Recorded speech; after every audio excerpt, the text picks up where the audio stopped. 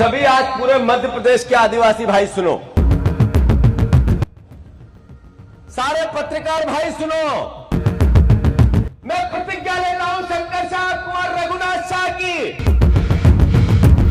जितनी आदिवासियों की जमीन पिछले बीजेपी की सरकार में 10 साल में कलेक्टरों की सहमति से बीजेपी के नेताओं ने, जैसे संजय पाठक ने वो जमीन जैसे ही कांग्रेस की सरकार बनेगी, फिर से सुन लो, जैसे ही कांग्रेस की सरकार बनेगी, फिर से सुन लो, जैसे ही कांग्रेस की सरकार बनेगी, मोहन यादव जी आप कटनी में हो, मैं आपको चुनौती देता हूं। आपने उकार मलकाम की कॉन्स्टिट्यूंसी में आपके विधायक संजय पाठक ने सैकड़ों एकड़ 1200 एकड़ जमीन आपने आदिवासियों की छीन ली। आपकी सरकार क्या कर रही थी, आपके अधिकारी क्या कर रहे थे? आप अच्छे मुख्यमंत्री हो तो छीनो वो जमीन।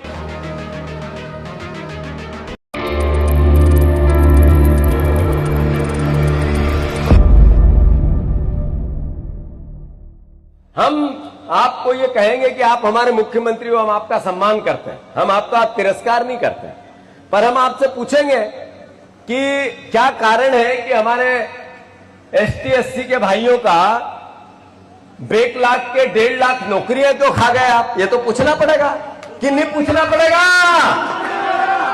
ये मेरे मुख्यमंत्री को जवाब देना चाहिए कि जो आदिवासी बहनें पूरे मध्य प्रदेश में पिछले 4 साल में 2.5 लाख गायब हो गई, 2.5 लाख गायब हो गई, अपहरण हो गया। क्यों हो गया? ये तो आपकी सरकार थी, आपको बताना चाहिए। अरे आदरणीय मुख्यमंत्री जी, आप इसी जिले में हो, यह अधिकार सभा है, आपको बताना पड़ेगा कि हमारे दलित भाइयों के साथ हमारे सबसे ज्यादा अत्याचार अनाचार मध्य प्रदेश में होता है। नरेंद्र मोदी की रिपोर्ट कहती है, इसके तो अपराधी मुख्यमंत्री जी की सरकार ही है। सही है कि गलत? ये भी मुख्यमंत्री जी को बताना पड़ेगा कि ओबीसी का आरक्षण कांग्रेस पार्टी कमलनाथ जी उकार मरकाम लेके आए थे, तो वो आज 6 साल बाद 27% आरक्षण क्यों लागू नहीं हुआ? ये सवाल बनता है कि नहीं बनता है? अरे जोर से बताओ, बनता है कि नहीं बनता है? फिर ये सवाल बनता है कि नहीं कि उस आरक्षण को रोकने के लिए मुख्यमंत्री जी ने वकीलों को 100 करोड़ रुपए क्यों दिए? बीजेपी ने 100 करोड़ रुपए क्यों दिए? शिवराज जी ने 100 करोड़ रुपए क्यों दिए? सरकार का पैसा, हमारा पैसा, जनता का पैसा, आरक्षण में ओबीसी को मिलना, ओबीसी के परिवारजनों का पैसा, और उसी के आरक्षण को रोकने के लिए आपने 100 करोड़ दे दिए। सवाल बनता है कि नहीं बनता है? अरे बनता है कि नहीं बनता है? मैं सभी आज पूरे मध्य प्रदेश के आदिवासी भाई सुनो, सारे पत्रकार भाई सुनो, इस पवित्र मंच से घोषणा करता हूं,